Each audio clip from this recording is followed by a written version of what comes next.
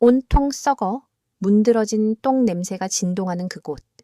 희미하게 빛나는 은행 간판 아래서 그는 마치 며칠 밤을 사온 노숙자처럼 보였다. 남루한 옷차림에 헝클어진 머리, 그리고 얼굴 가득 드리워진 혼란스러운 표정은 누가 봐도 정상적인 사람은 아니었다.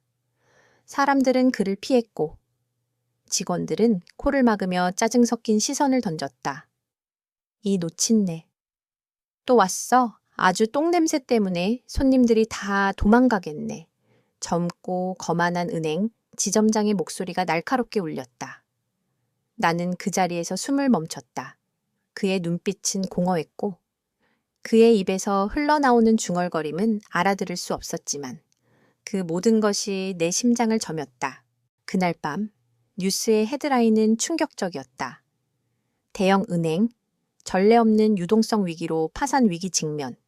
나는 낡은 텔레비전 화면을 응시했다. 화면 속에는 내가 예전에 일했던 바로 그 은행의 정형이 비쳤고 어두운 그림자가 드리워진 건물은 마치 거대한 무덤처럼 보였다. 그리고 내 눈앞에는 은행 지점장의 얼굴이 스쳐 지나갔다. 그의 탐욕스러운 눈빛과 경멸적인 미소. 그는 이제 파멸의 문턱에 서 있었다. 그 순간 나는 깨달았다. 모든 것이 그날 그 똥 냄새, 나는 노인과의 만남에서 시작되었음을. 내 이름은 민준, 나이 50. 어쩌면 그 노인과 나는 그리 다르지 않았을지도 모른다. 몇 달 전까지만 해도 나는 번듯한 직함을 가진 은행 지점장이었다. 하지만 구조조정이라는 거대한 파도 속에서 나는 순식간에 모든 것을 잃었다. 수십 년간 쌓아 올린 경력도, 사회적 지위도, 심지어 내 옆을 지켜주던 아내마저도. 아내는 내가 무능력해졌다는 이유로 내게 등을 돌렸고 그렇게 나는 혼자가 되었다. 빈집에 홀로 앉아 멍하니 천장을 바라보는 것이 내 일상이 되었다. 세상은 나를 버렸고 나 또한 세상을 외면했다.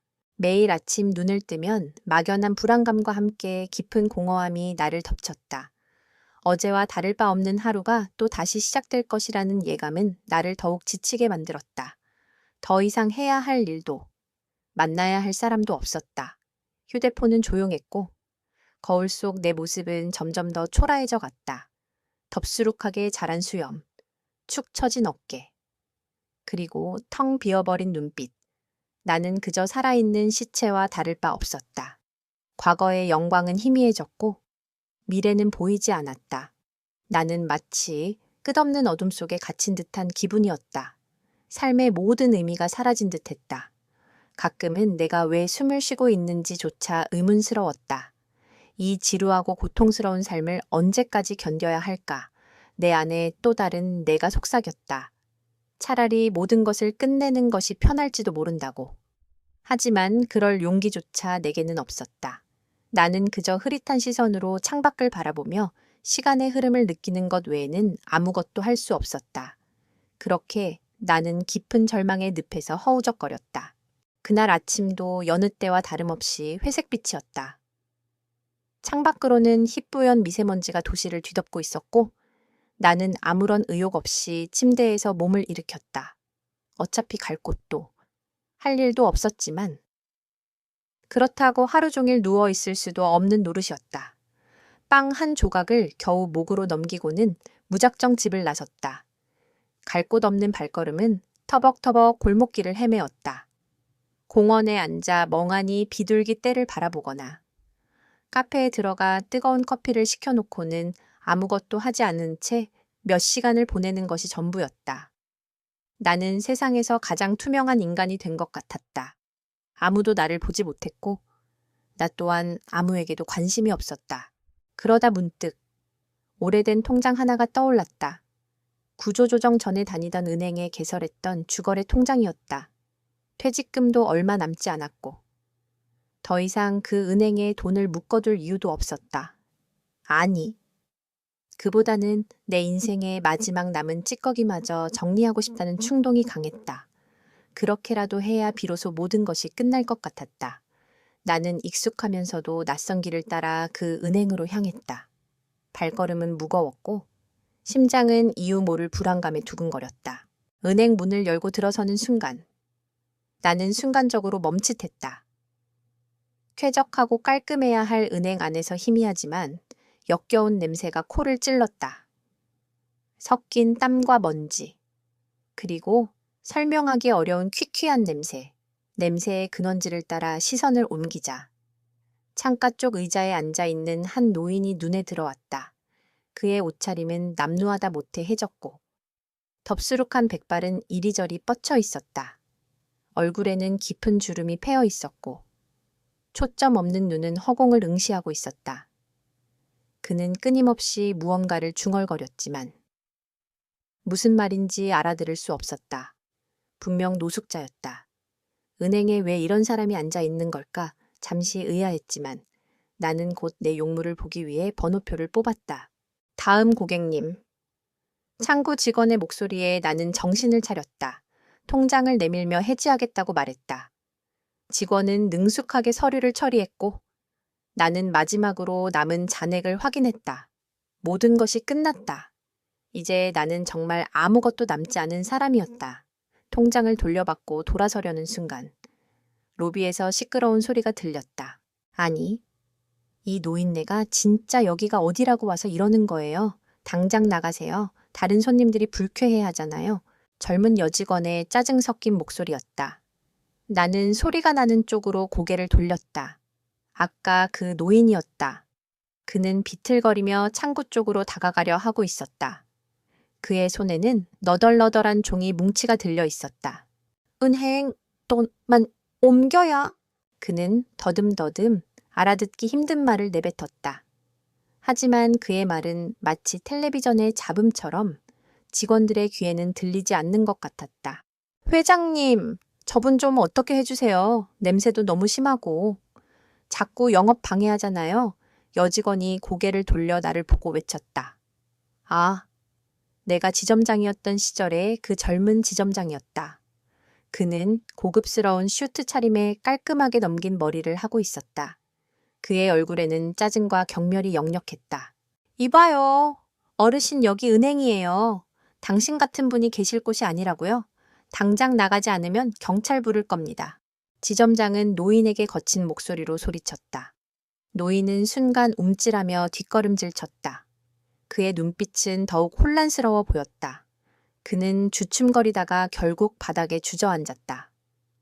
그러자 은행 직원들은 물론 기다리던 손님들까지 모두 그를 비웃는 듯한 시선으로 바라보았다. 어떤 젊은 여자는 코를 막으며 으악, 똥 냄새라고 작게 중얼거렸다. 나는 그 모습을 보며 심장이 얼어붙는 것 같았다. 나는 그 노인에게서 나의 모습을 보았다.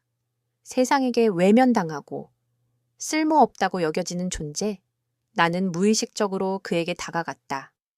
내 안에서 알 수 없는 충동이 솟아났다. 이대로 그를 내버려 둘 수는 없었다. 그 순간 나는 잃어버렸던 나 자신을 다시 만난 것 같았다. 나는 망설임 없이 노인에게 다가갔다.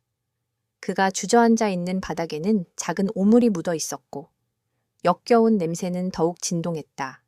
사람들은 여전히 수군거렸고 젊은 지점장은 노골적으로 불쾌한 표정을 짓고 있었다. 하지만 나는 그 모든 시선을 무시했다. 어르신, 괜찮으세요? 내 목소리가 얼마나 떨렸는지. 그가 들었을지는 모르겠다. 노인은 고개를 들어 나를 올려다보았다. 그의 눈은 여전히 혼란스러웠지만 그 깊이 어딘가에 작은 불꽃이 스쳐 지나가는 것을 보았다. 나는 그의 손을 잡으려 했지만 그의 손은 차갑고 축축했으며 역겨운 냄새가 났다. 순간 움찔했지만 나는 이내 마음을 다잡았다. 그의 손을 조심스럽게 잡아 일으켰다. 그의 몸은 생각보다 가벼웠고 옷은 마치 마른 나무잎처럼 바스락거렸다. 저와 함께 가시죠. 나는 그를 부축하여 은행 밖으로 나왔다. 차가운 겨울 공기가 폐부 깊숙이 들어와 정신을 차리게 했다. 은행 문이 닫히는 순간 그 안의 시선과 소음은 차단되었다. 우리는 아무 말 없이 거리를 걸었다. 그는 여전히 중얼거렸지만 나는 그저 그가 지쳐 보인다는 것만 알 수 있었다. 배고프시죠? 따뜻한 거라도 좀 드세요. 나는 그를 데리고 근처 작은 국밥집으로 향했다. 허름하지만 정겹고 따뜻한 온기가 느껴지는 곳이었다. 주인이 반갑게 맞아주었지만 노인의 냄새 때문에 살짝 당황하는 기색이었다. 나는 애써 미소를 지으며 구석진 자리에 앉았다. 뜨거운 국밥 2그릇을 시켰다. 김이 모락모락 피어나는 국밥을 보자 노인의 눈이 조금이나마 생기를 띠는 것 같았다. 노인은 허겁지겁 국밥을 먹기 시작했다. 마치 며칠을 굶은 사람처럼 개걸스럽게 먹는 모습에 마음이 아팠다. 나는 그저 그가 편안하게 먹도록 지켜보았다. 국밥을 거의 다 먹었을 때쯤. 노인은 고개를 들어 나를 보았다. 그의 눈에는 아까보다 훨씬 또렷한 빛이 돌았다. 고맙네. 아주머니가 해준 국밥보다 맛있어. 나는 순간 당황했다. 그의 말에서 어딘가 모르게 귀족적인 억양이 느껴졌기 때문이다. 그의 말투는 그의 외모와 전혀 어울리지 않았다. 성함이 어떻게 되세요? 어르신, 내가 조심스럽게 물었다. 박민규. 그는 더듬더듬 자신의 이름을 말했다. 박민규. 어딘가 익숙한 이름이었지만 당장 떠오르지는 않았다. 저는 민준이라고 합니다. 박민규 어르신. 그는 고개를 끄덕였다. 그리고는 다시 중얼거리기 시작했다. 돈이 많아. 은행. 아주 나쁜 놈들. 나는 그의 말을 들으며 씁쓸하게 웃었다. 저 노인이 무슨 돈이 많다고 저런 소리를 할까. 그저 정신이 온전치 않은 노인의 헛소리라고 생각했다. 하지만 그의 눈빛만큼은 진지했다. 아들, 딸, 다 나쁜 놈들. 냄새 난다고 다 도망갔어. 그는 말을 이으며 눈물을 글썽였다. 그의 말에서 나는 깊은 외로움과 상실감을 느꼈다. 나 또한 아내에게 버림받고 혼자가 된 처지였기에. 그의 말 한마디 한마디가 내 심장을 파고들었다. 겉으로는 멀쩡해 보여도 속으로는 텅 비어버린 내 모습과 그의 모습이 겹쳐 보였다. 우리는 서로 다른 삶을 살았지만 같은 종류의 고통과 외로움을 겪고 있었다. 어쩌면 그 노인도 나처럼 세상에게 버림받은 존재가 아닐까. 나는 그에게서 묘한 동질감을 느꼈다. 그 순간 나는 결심했다. 이 노인을 이대로 내버려 둘 수 없다고. 내 안에 잠자고 있던 인간적인 온기가 다시 피어나는 것 같았다. 국밥값을 계산하고 우리는 다시 길을 나섰다. 해는 이미 서쪽으로 기울고 있었다. 나는 노인을 어디로 데려가야 할지 막막했다. 병원에 데려갈까? 아니면 파출소에 신고해야 할까? 하지만 그의 눈에 비친 불안감을 보자 나는 그 어떤 곳으로도 그를 보내고 싶지 않았다. 그에게 필요한 것은 제도적인 보호가 아니라 따뜻한 보살핌이라는 생각이 들었다. 나는 무심코 내 집 방향으로 발걸음을 옮겼다. 어르신, 오늘은 저희 집에 가셔서 쉬세요. 깨끗하게 씻고 따뜻한 잠자리에서 주무시는 게 좋겠습니다. 내가 이런 말을 할 줄은 나 자신도 몰랐다. 노인은 말없이 나를 따라왔다. 그의 손을 잡고 걷는 동안 나는 잊고 지냈던 온기를 느꼈다. 어쩌면 이것이 내가 다시 살아갈 이유가 될지도 모른다는 막연한 희망이 가슴 한구석에서 피어났다. 우리 집으로 오는 길은 그리 멀지 않았지만 박민규 어르신과 함께 걷는 동안 나는 마치 몇 년을 걸어온 듯한 기분이 들었다. 좁고 허름한 아파트 문을 열자 퀴퀴한 호라비 냄새가 코를 찔렀다. 어르신은 잠시 주춤했지만 이내 나를 따라 들어왔다. 나는 그를 욕실로 안내했다. 어르신, 뜨거운 물로 깨끗하게 씻으세요. 제가 새 옷을 찾아드릴게요. 어르신은 처음에는 망설이는 듯 했지만 이내 고개를 끄덕였다. 나는 욕실 문을 닫아주고 서랍을 뒤져 가장 깨끗한 티셔츠와 잠옷 바지를 찾아냈다. 새 수건도 한 장 꺼내어 욕실 문 앞에 걸어두었다. 잠시 후 욕실에서 물소리가 들려왔다. 뿌연 김이 피어오르고 이내 퀴퀴했던 냄새 대신 은은한 비누향이 퍼져나왔다. 잃어버렸던 활력을 되찾는 기분이었다. 어르신이 욕실에서 나오자 나는 깜짝 놀랐다. 머리를 단정하게 감고 면도까지 한 그의 모습은 아까 은행에서 보았던 남루한 노인과는 전혀 다른 사람이었다. 깊게 패인 주름은 여전했지만 깨끗해진 얼굴에는 어딘가 모르게 기품이 서려 있었다. 그의 눈빛도 훨씬 또렷해져 있었다. 민준 씨, 고맙네. 이렇게 따뜻한 물에 몸을 담근 게 얼마만인지. 그의 목소리는 한결 부드러워져 있었다. 나는 그를 거실 소파에 앉히고 따뜻한 차를 내주었다. 그는 차를 한 모금 마시더니 편안한 표정으로 주위를 둘러보았다.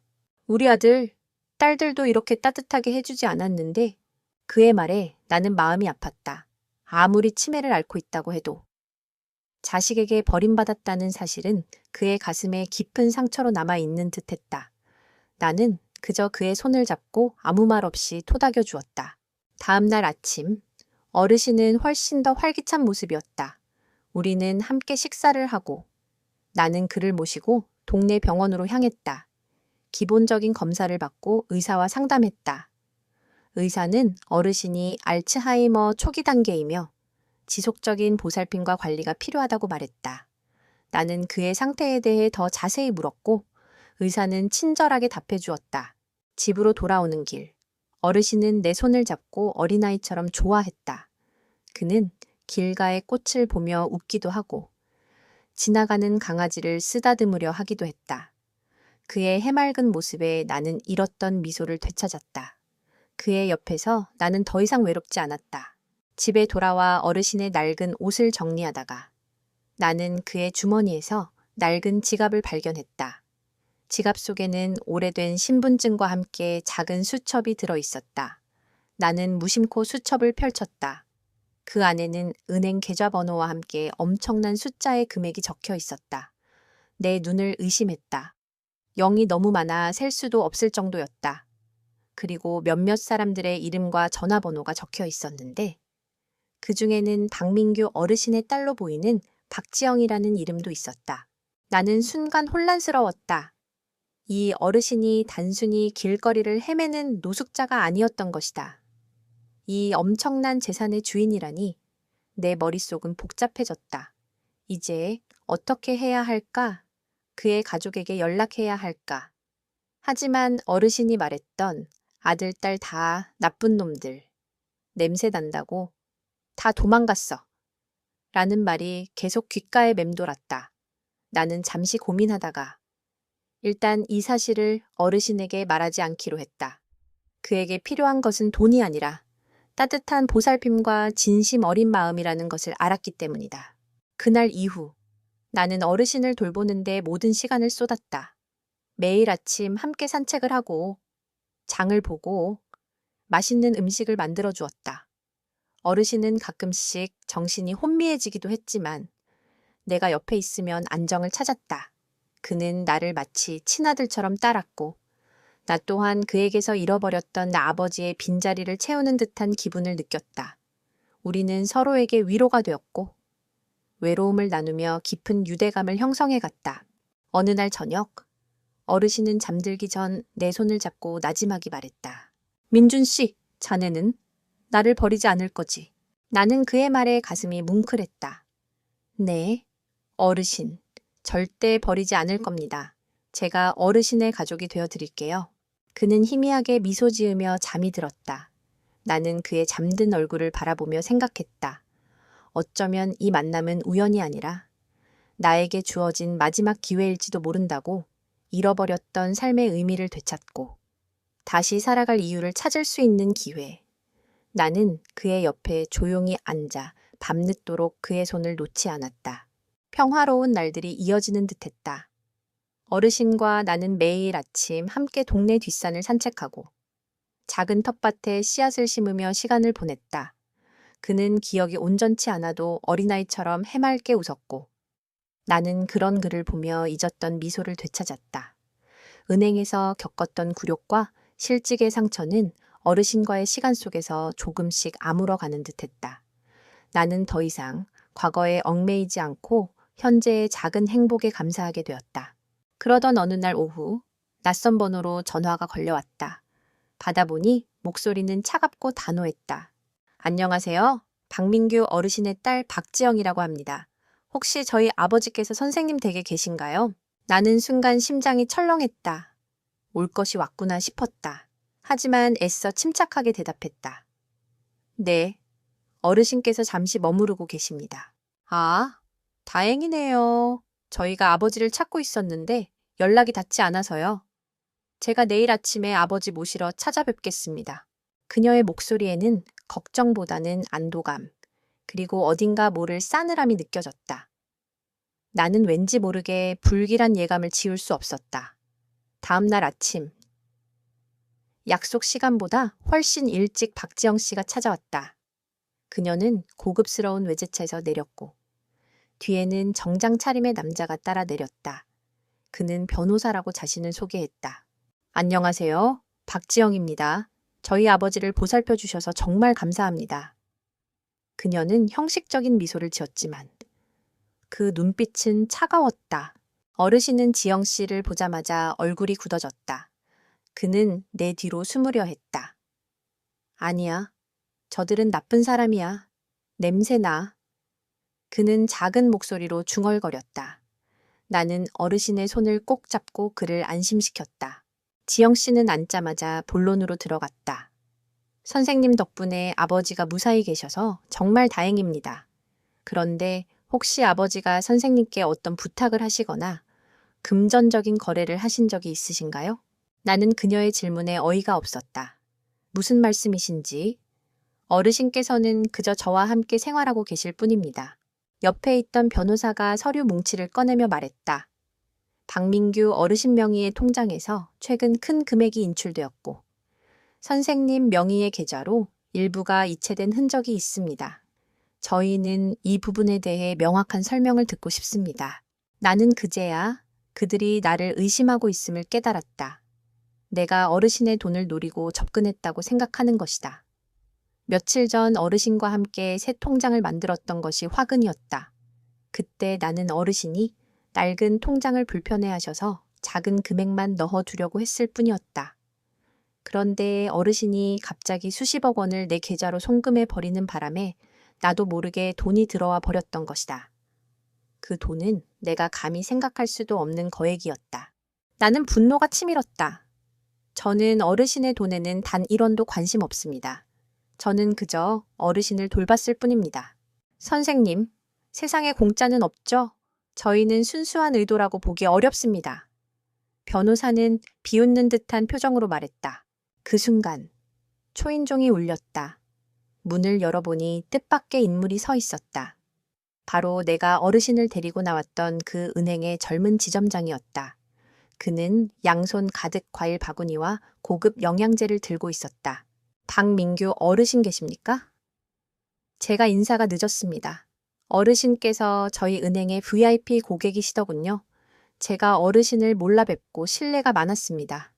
이제부터 어르신의 모든 금융 업무는 제가 직접 책임지고 관리하겠습니다. 최고급 서비스로 모시겠습니다. 그는 어르신 앞에서 허리를 굽히며 아첨했다. 그의 눈빛은 노골적으로 탐욕으로 번들거렸다. 그는 박지영 씨와 변호사를 보더니 잠시 당황하는 듯했지만 이내 능글맞게 웃으며 합세했다. 그들 모두는 어르신의 돈에만 관심이 있었다. 그들의 눈에는 어르신이 돈덩이로만 보일 뿐 한 명의 외롭고 아픈 노인으로 보이지 않았다. 나는 그들의 추악한 모습에 구역질이 났다. 어르신은 이 모든 상황을 이해하는 듯했다. 그의 얼굴에는 실망감과 슬픔이 가득했다. 그는 내 손을 더 강하게 잡았다. 나는 그를 보호해야 한다는 강력한 의무감을 느꼈다. 그들에게 어르신을 내줄 수는 없었다. 그들이 어르신의 재산을 노리는 동안 나는 어르신의 영혼을 지켜야 했다. 나는 그들을 향해 말했다. 어르신께서는 제가 책임지고 모실 겁니다. 더 이상 어르신을 찾아오지 마십시오. 그리고 이 돈은 곧 어르신께 돌려드릴 겁니다. 나는 그들의 눈을 똑바로 응시했다. 그들은 내 말에 코웃음을 쳤다. 그들은 내가 돈을 포기할 리 없다고 생각하는 듯했다. 나는 그 순간 내가 지금까지 경험했던 모든 억울함과 분노를 담아 그들에게 마지막 경고를 날렸다. 이 모든 탐욕과 위선에 대한 강력한 방역이 시작될 것임을 예고하는 순간이었다. 내 말에 그들은 코웃음을 쳤다. 박지영 씨는 어이가 없다는 듯 헛웃음을 흘렸고 변호사는 서류 가방을 툭툭 치며 비웃었다. 은행 지점장은 능글맞은 미소를 지으며 나를 비아냥거렸다. 선생님, 돈이 그렇게 만만한 게 아닙니다. 순진하게 행동하지 마시죠. 그들의 눈빛에는 내가 어리석고 탐욕스러운 자에 불과하다는 경멸이 가득했다. 나는 그들의 시선을 피하지 않고 똑바로 응시했다. 그 순간 내 안에 무언가가 끊어지는 것을 느꼈다. 잃었던 자존심과 분노가 활화산처럼 솟아올랐다. 좋습니다. 그럼 어르신과 함께 직접 은행으로 가시죠. 나는 어르신의 손을 잡고 자리에서 일어났다. 박지영 씨와 변호사, 그리고 은행 지점장은 당황하는 기색이 역력했다. 그들은 내가 이렇게 나올 줄은 예상하지 못한 듯했다. 그들은 마지못해 우리를 따라 나섰다. 어르신은 내 손을 꼭 잡고 불안한 듯 주위를 둘러보았지만 내가 옆에 있다는 사실에 안심하는 듯했다. 우리가 향한 곳은 내가 최근 어르신을 위해 개설했던 작은 동네 은행이었다. 크고 화려한 본점과는 달리 이곳은 아담하고 조용했다. 직원들은 친절했고 사람들의 표정에는 여유가 있었다. 우리가 은행 문을 열고 들어서자 은행 지점장은 의아한 표정으로 우리를 맞이했다. 그는 나와 어르신을 알아보았다. 어르신, 안녕하세요. 민준 씨. 무슨 일로 오셨습니까? 나는 침착하게 말했다. 어르신의 모든 자산을 이 은행으로 옮기려고 합니다. 내 말에 박지영 씨와 변호사, 그리고 그 대형 은행의 지점장은 경악했다. 그들은 믿을 수 없다는 듯 나를 번갈아 쳐다보았다. 특히 대형 은행 지점장의 얼굴은 새파랗게 질려 있었다. 그는 급히 나에게 다가와 속삭였다. 민준 씨, 지금 무슨 농담을 하시는 겁니까? 이 어르신이 얼마나 큰 손님인지 아십니까? 제발 이러지 마십시오. 제가 어르신께 최고의 대우를 해드리겠습니다. 모든 수수료 면제는 물론이고. 나는 그의 말을 끊었다. 늦었습니다. 어르신께서 직접 결정하실 겁니다. 나는 어르신을 보았다. 어르신은 놀랍게도 또렷한 눈빛으로 주변을 둘러보고 있었다. 마치 모든 상황을 이해하고 있는 듯했다. 그는 대형 은행 지점장을 향해 손가락을 가리키며 나지막이 말했다. 냄새 나는 놈, 돈만 아는 놈. 그의 말에 지점장의 얼굴은 더욱 창백해졌다. 박지영 씨는 황급히 어르신의 팔을 붙잡았다. 아버지, 지금 무슨 말씀을 하시는 거예요? 저 지점장님은 아버지를 잘 아시는 분이에요. 하지만 어르신은 그녀의 손을 뿌리치며 나를 바라보았다. 그의 눈에는 깊은 신뢰와 사랑이 담겨 있었다. 그리고는 또렷한 목소리로 말했다. 이 사람은 나를 사람으로 대접해줬어. 돈이 아니라 똥 냄새 난다고 내치지 않았어. 내 가족은 민준 씨야. 그의 말은 은행 로비에 잔잔하게 울려 퍼졌다. 대형 은행 지점장과 박지영 씨. 변호사는 충격에 휩싸여 아무 말도 하지 못했다. 그들의 얼굴에는 당황스러움과 함께 절망감이 스쳐 지나갔다.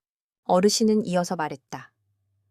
내 모든 돈 여기로 옮길 거야. 그리고 내 후견인은 민준 씨야. 나는 어르신의 말을 듣고 놀랐다. 그는 내가 생각했던 것보다 훨씬 더 명확하게 판단하고 있었다. 은행 직원들은 일사천리로 업무를 처리했다. 수십억 원에 달하는 금액이 대형 은행에서 이 작은 동네 은행으로 옮겨지는 과정은 그야말로 장관이었다. 대형 은행 지점장의 얼굴은 핏기 하나 없이 새하얗게 질려 있었고 박지영 씨와 변호사는 망견자실한 표정으로 서 있었다. 그들의 탐욕스러운 꿈은 한순간에 산산조각 났다. 모든 절차가 끝난 후 어르신은 후견인 지정 서류에 자신의 이름을 또렷하게 서명했다. 그리고는 내 손을 잡고 따뜻하게 웃었다. 민준 씨, 이제 내가 자네의 아버지가 되어줄게. 나는 눈물이 핑 돌았다. 나는 그저 그를 도왔을 뿐인데 그는 내게 다시 한번 삶의 의미를 선물해 주었다. 그 자리에서 나는 다시 태어난 기분이었다. 은행을 나서자. 대형 은행 지점장은 황급히 자신의 은행으로 달려갔고 박지영 씨와 변호사는 분노와 절망이 뒤섞인 얼굴로 우리를 노려보았다. 하지만 나는 더 이상 그들에게 관심이 없었다. 내 옆에는 나를 믿고 의지하는 소중한 존재가 있었다. 이제 더 이상 나는 혼자가 아니었다. 며칠 뒤 뉴스는 온통 그 이야기로 들썩였다. 한순간에 수백억 원 인출된 대형 은행, 유동성 위기로 비상사태 돌입. 박민규 회장, 전 재산 동네 작은 은행으로 이전하며 파장. 나는 텔레비전을 끄고 창밖을 바라보았다. 회색빛 도시 풍경은 여전했지만 내 마음속은 더 이상 회색이 아니었다. 한때 내 삶을 짓눌렀던 불안감과 공허함은 사라지고 그 자리를 따뜻하고 충만한 기운이 채웠다. 대형 은행은 결국 회생하기 어려울 정도로 큰 타격을 입었다. 그 젊은 지점장은 해고되었고 박지영 씨는 아버지의 재산을 강탈하려 했다는 비난에 시달렸다. 그들은 자신의 탐욕이 부른 결과에 직면해야 했다. 나는 그들을 증오하지도 동정하지도 않았다. 그저 그들이 자신의 행동에 대한 대가를 치르고 있다는 사실만을 알았다. 삶은 때때로 잔인하게 공정하다는 것을 다시 한번 깨달았다. 우리 집은 더 이상 퀴퀴한 호라비 냄새가 나지 않았다. 대신 늘 맛있는 음식 냄새와 잔잔한 웃음소리가 가득했다. 어르신은 여전히 치매를 앓고 있었지만 내가 옆에 있으면 평온했다. 그는 아침마다 나와 함께 작은 텃밭에 물을 주고 벤치에 앉아 지나가는 아이들을 바라보며 미소 지었다. 가끔씩 옛날 이야기를 꺼내기도 했을 텐데. 나는 그의 이야기에 귀 기울이며 그가 살아온 삶의 무게를 이해하려 노력했다. 나는 더 이상 은행 지점장이라는 직함을 갈망하지 않았다. 남은 재산으로 작은 건물을 매입했고 1층에는 어르신과 내가 함께 운영하는 작은 북카페를 열었다. 어르신은 손님들에게 따뜻한 차를 내어주었고 나는 그들에게 책을 추천해주거나 삶에 대한 이야기를 나누었다. 이곳은 단순한 카페가 아니었다. 외로운 사람들이 모여 서로의 이야기에 귀 기울이고 따뜻한 위로를 얻어가는 사랑방 같은 곳이었다. 어르신은 종종 손님들에게 우리 아들 민준이가 해준 국밥이 최고야! 라고 자랑스럽게 말하곤 했다. 그러면 손님들은 웃었고 나 또한 행복하게 웃었다. 나는 그에게서 진정한 가족의 의미를 배웠다. 혈연으로 맺어진 관계가 아니어도 서로를 아끼고 보살피는 마음이 있다면 그것이 바로 가족이라는 것을. 어느 비 오는 오후 우리는 함께 부엌에서 저녁 식사를 준비하고 있었다. 어르신은 서툰 솜씨로 감자를 깎았고 나는 옆에서 그를 도왔다. 그의 손은 주름졌고 가끔 실수를 하기도 했지만 그의 얼굴에는 평화로운 미소가 가득했다. 민준 씨, 오늘 저녁은 뭐 해 먹을까? 그가 아이처럼 맑은 눈으로 나를 올려다보았다. 어르신이 제일 좋아하는 김치찌개 어떠세요? 좋지 자네, 김치찌개가 최고야. 우리는 함께 웃었다. 창밖에서는 비가 내렸지만 우리 집 안은 온기로 가득했다. 나는 더 이상 과거의 상처에 갇혀 있지 않았다. 미래에 대한 불안감도 없었다. 내 옆에는 나를 믿고 의지하며 나에게 삶의 의미를 선물해준 어르신이 있었다.